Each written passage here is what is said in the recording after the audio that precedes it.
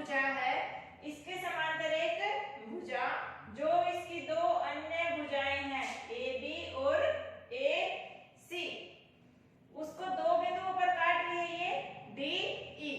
ये जो भुजा है डी ई ये बी सी के समांतर है और ये इसको दो अन्य भुजाओं को दो बिंदुओं पर काट रही है डी बिंदु पे और ई बिंदु पे। समझ आया यहाँ तक? ऐसी रेखा हमने खींच दी तो ये अन्य दो भुजाएं क्या है, समान अनुपात में विभाजित हो जाती हैं। आपको ये दर्शाना है कि अगर हमने एक ऐसी भुजा खींची जो इसके समांतर है, एक भुजा के समांतर है जो अन्य दो भुजाओं को यानी कि ए बी और ए सी को दो बिंदुओं पर काट रही है डी और ई पर, ये डी ई जो बी सी के समांतर है, तो ऐसा करने पर जो ये भुजाएं हैं ए बी और ए सी ये क्या है, समान अनुपात में विभाजित हो जाती हैं। ये आपको दर्शाना है कि ए डी बटे में डी बी समान अनुपात में, यानी कि जितना पोर्शन ये है इसके बटे में ये उतना ही क्या होगा, ए ई बटे में ए ई सी। ये आपको दर्शाना है।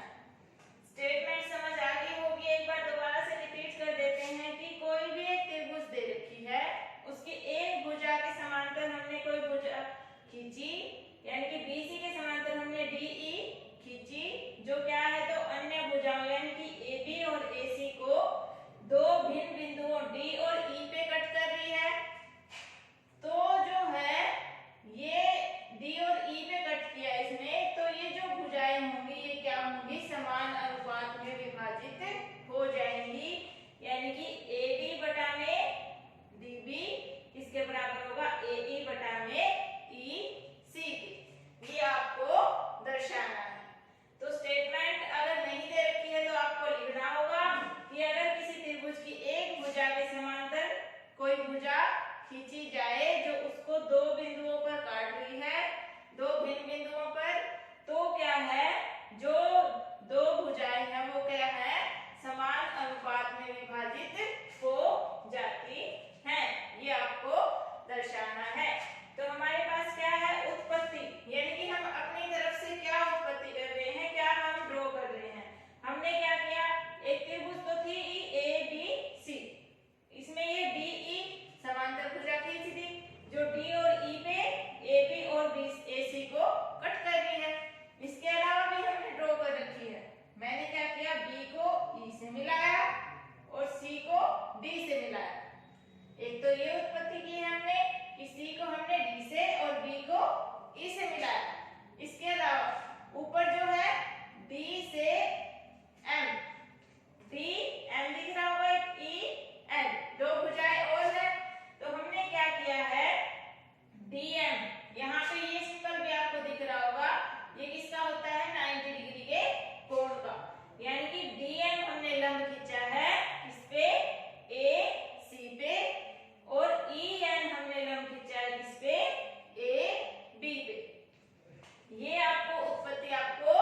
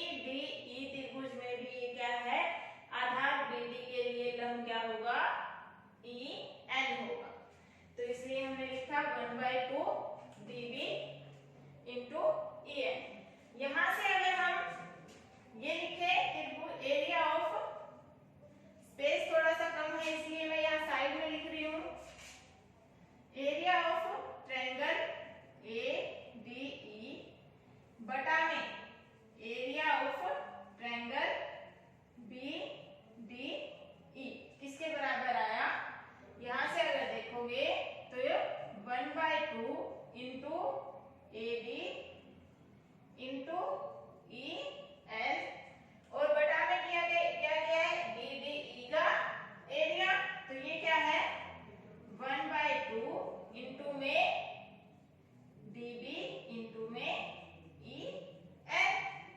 कुछ नहीं किया, इसको डिवाइड कर दिया इसके एरिया से, तो ये आया था 1/2 into A B into E N, और ये क्या आया था 1/2 into B D into E N.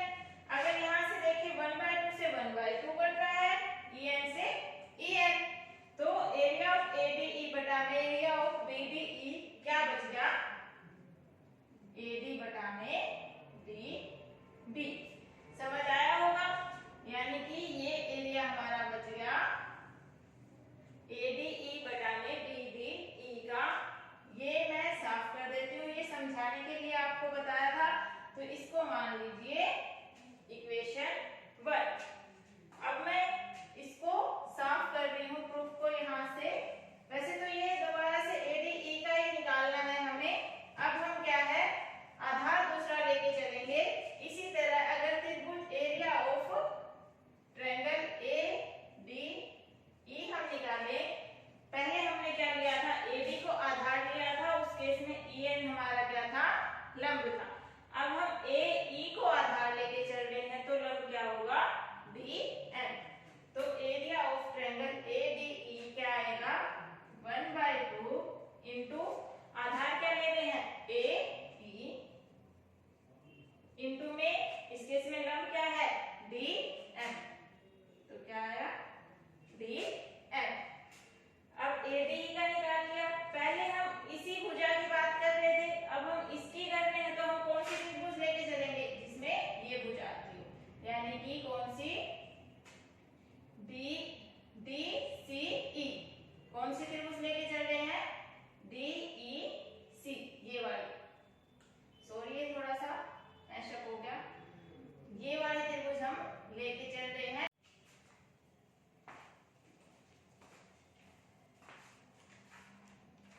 इसके बाद क्या है हम लेके चल रहे हैं त्रिभुज डी सी ई।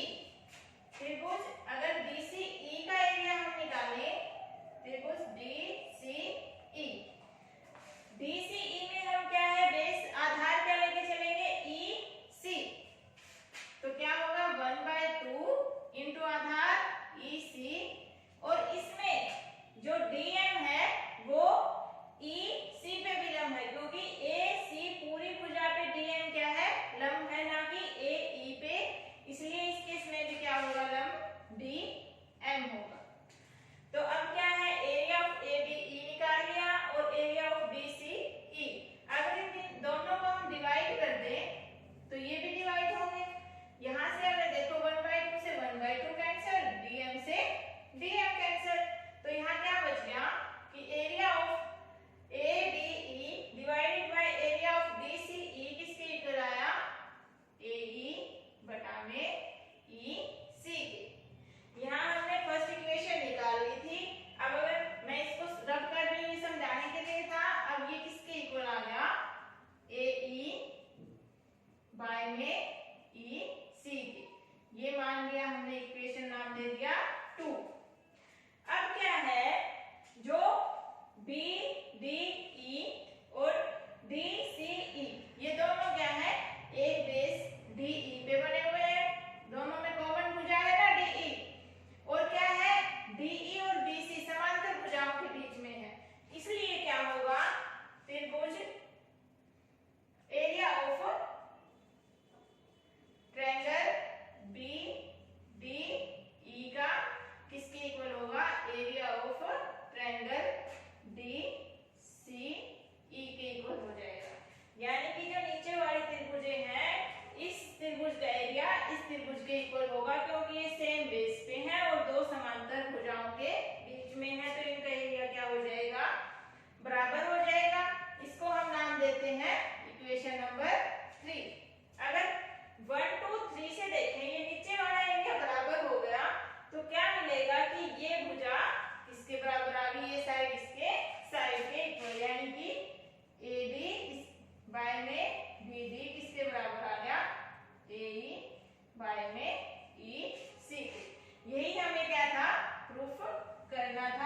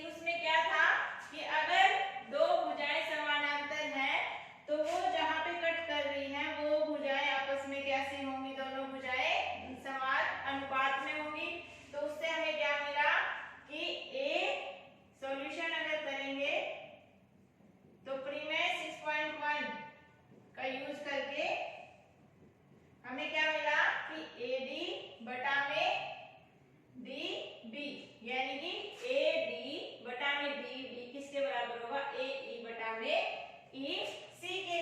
तो ए डी बटा डी बी बराबर होगा ए ई बटा ई सी के। तो ए डी की वैल्यू है, डी बी की वैल्यू है, ए ई की वैल्यू है, ई सी आपको निकालना है। तो पहले इनकी वैल्यू पुट करो। ये कितनी है 1.5, ए डी है 1.5 सेंटीमीटर, डी बी है 3 सेंटीमीटर, ए ई 1 सेंटीमीटर है और ई सी आपको निकालना है। तो अब इसको सॉल्व करो, क्रॉस मल्टीप्लाई करोगे तो क्या आएगा 1.5 EC किसके बराबर 3 के बराबर, यानी कि EC किसके बराबर 3 बाय में 1.5। अगर पॉइंट को हटा दो तो ये क्या हो जाएगा, 10 ऊपर चला जाएगा, ये क्या आ गया 2, यानी कि EC क्या आया हमारा, ये 2 सेंटीमीटर। ये था हमारा क्वेश्चन नंबर फर्स्ट। इसी तरीके से हम इस एक्सरसाइज के सारे क्वेश्चन जो है प्रीमेस 6.1 पर बेस्ड है। इसी तरीके से आपको ये भी दिया हुआ मिल सकता था कि ये सारी भुजाएं आपको दे रखी होती कि ये 1 है, ये 2 है, ये 3 है, ये 1.5 है। आपको ये बताना होता कि क्या DE और BC समानांतर